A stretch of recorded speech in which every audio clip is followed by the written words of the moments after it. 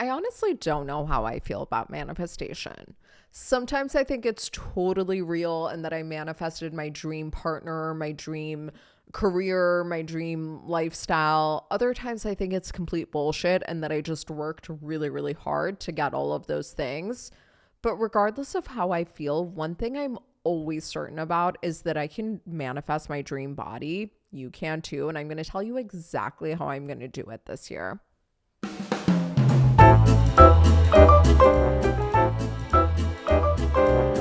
So to do this, we're going to go back to second grade interrogatives, the who, what, when, where, why situation. That's what we're going to use to get there. So the first step is your what. You have to get really, really clear on what your dream body would look and feel like. And listen, technically, I think that this process could work if your goal is something that's really unhealthy. But having done this in the past, I can tell you it's never going to stick. It's never going to land. So if you want this to be a lasting thing, you're going to have to get to a point where what your goal is a really healthy thing. And if you're not there yet, I actually really recommend working with a professional because that's not a problem that I can fix for you. That would be like hiring a horse to watch your dog. Not that different, The horse doesn't have that many skills that the dog doesn't have. But first get really, really clear on what you want. And then you have to get really, really clear on why you want it. I actually think this is one of the most important parts of the whole process. And you can't just let's say your goal is you want a six pack. Okay, why? Literally, why do you want a six pack? What do you think you're going to get from having a six pack?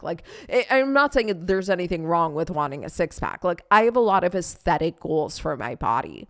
I'm not here to poo-poo on aesthetic goals, but get really clear on why you want it, because you don't just want a six pack for the shits and gigs of having a six pack. There's something that you think you're going to get from having a six pack. I can tell you in high school when I wanted to be thinner, the reason I wanted to be thinner was because all the popular girls were thinner. So I thought if I was thinner, I'd be more popular. I'd have cooler friends. I'd have a more exciting life. Guys would be more into me, yada, yada, yada. Get really clear on what it is that you think you're going to get from achieving your body goals. And the more they're tied to your values, the better. So I'll be really real and honest and vulnerable with you and share mine.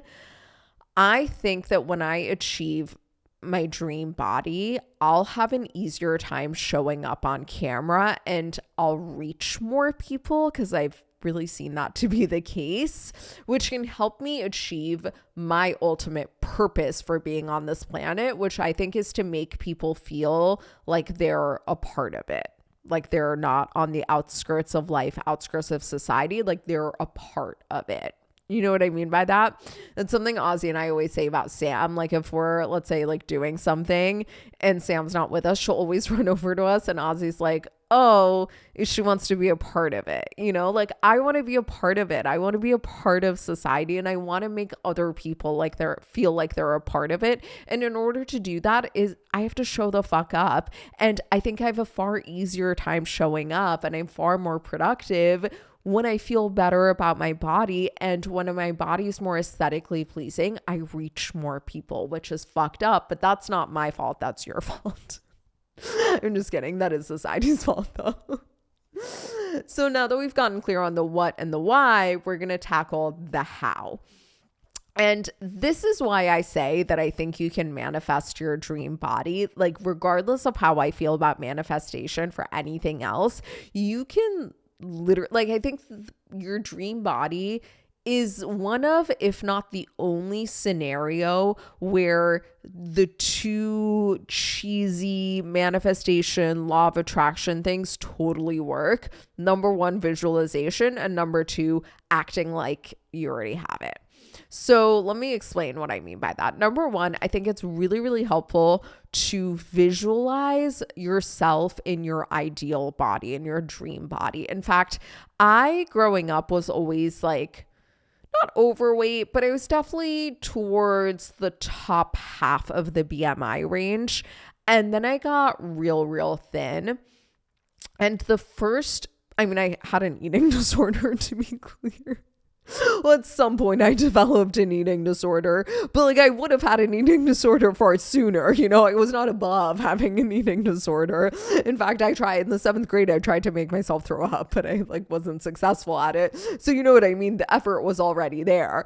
But the way that I eventually ended up losing weight, the very first thing I did was, at the time, there was this feature, and this is, keep in mind, like back in the Paleolithic era, there was this feature on, there was some health website at the time. It was like, I don't even remember what it was called. WebMD. That's what it was. It had a symptoms checker and stuff, but they had this feature where you could put in your height and weight and it would give like a rendering of that body type. And then you could manipulate the weight and see how it looked. And that was the first time where I kind of got to see what the weight that I wanted would look like on my body. Now, I think their technology is really advanced. I would imagine you could use ChatGPT or another AI function, just upload a full body photo of yourself and then describe what you want your body to look like and have it change it. I think once you see that, you'll be able to start identifying with that person. And then when you start identifying with that person, you can start acting like that person, which brings us to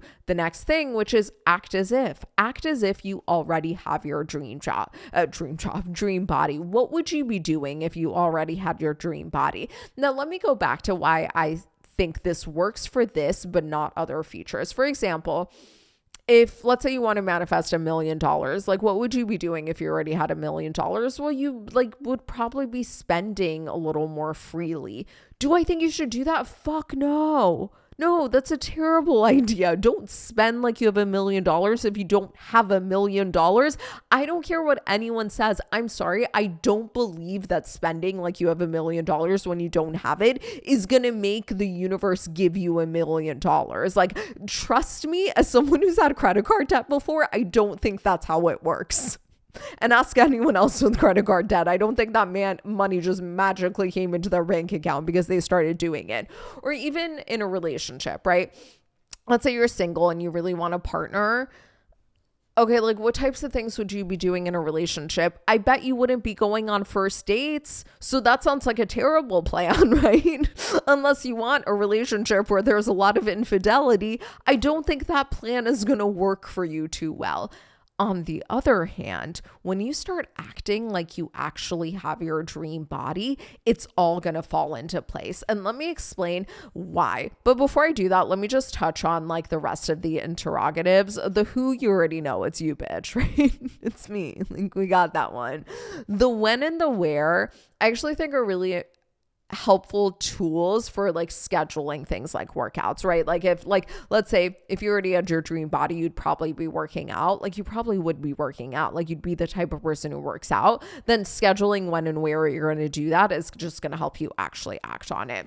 Okay. Now I'm going to tell you exactly what I'm going to do this year, like my act as ifs. So number one, I'd be exercising consistently. Like if I had the body of my dreams, I would be excited to go to Solid Core every day. Like I'd wear a really cute set to Solid Core. I wouldn't wear like an oversized sweatshirt because I don't feel like I deserve to show my body or I think I don't deserve to be comfortable in class. No, I'd go, I'd be excited. I'd be like going all out. I'd be acting like the type of bitch who works out. But I also would not be over exercising. Like I wouldn't be going every single day if I had my dream body because I would understand that I need balance. I would understand that I need recovery time and I wouldn't have that sense of urgency towards like reaching this goal because I'm already at the goal. So that's what I'm going to start doing. Food wise, I would be eating healthy if I had my dream body, but I would also indulge a little bit here and there when it was fitting because it's not like I'd have this sense of urgency like, oh my God, I have to like reach this thing. No, I'd have a lot more balance. So I might like go out and have a cocktail or I might, I'm vegan. So, I might have a slice of vegan pizza or like whatever the equivalent it is. I might have like a cookie here and there or anything like that. But I also wouldn't be like having this fuck it mentality that I tend to have often, right? Where I'm like, oh, well, I already feel gross. So I may as well just like eat whatever the fuck I want, eat as much as I want. Cause like, no matter how hard I'm trying, I still feel kind of gross. Like I wouldn't have that fuck it mentality because like I'm in my dream body. I'd want to maintain it. Like I'd care about maintaining it, but I wouldn't be punishing it either. It's a lot of fucking balance. And the last things that I would do is what I kind of call like my wear your good underwear rule, which is like for years and years and years, I'd have underwear that I never touched. It was like my favorite underwear, and it's like unclear what I was saving it for. Like maybe when the queen came to visit me, I could wear my good underwear. Like what the fuck did I think was going to happen? Instead, I'd wear the ratty old underwear that literally had holes in it. And it's something I've been working on, but I haven't perfected. And whenever I feel gross about myself, like I don't want to do the self-care things. Like especially last year when I was binging a lot, I remember after the shower, I'd never want to put on lotion because I was just like disgusted with my body. But guess what? This year, I'm going to do it differently. Even on the days where I don't feel good about my body, I'm still going to moisturize my body, because if I had my dream body, I'd moisturize it. I'd treat it well. I'd treat it with respect. You know what I mean? Like I'd wear cute clothes. Like going back to solid core, I'd wear a cute workout set. Like I would wear my best clothes. I would do all these things, and I'm going to do them now, even as I don't feel so good about my body. So yeah, I hope that's helpful. Again, I'm not pushing anyone to do this, but if you're kind of watching and you're like, okay, let me know if you have any questions or anything you want me to elaborate on in a future episode. And also make sure to go check out Thursday's Blush Kitchen. It is the most expensive recipe I've made, and it was on a day where I didn't feel very good about myself, but I was like, guess what, bitch? We're still going to show ourselves love. And it's this perfect balance between being something that's super, super healthy and can actually help you achieve whatever your body goals are, but also feels super indulgent. So it doesn't feel like punishment. It feels like a treat. And yeah, it really makes you feel luxurious. And again, it cost me a lot of fucking money to make this episode. So please, please, please go watch it. We will talk next week. Love you. Bye.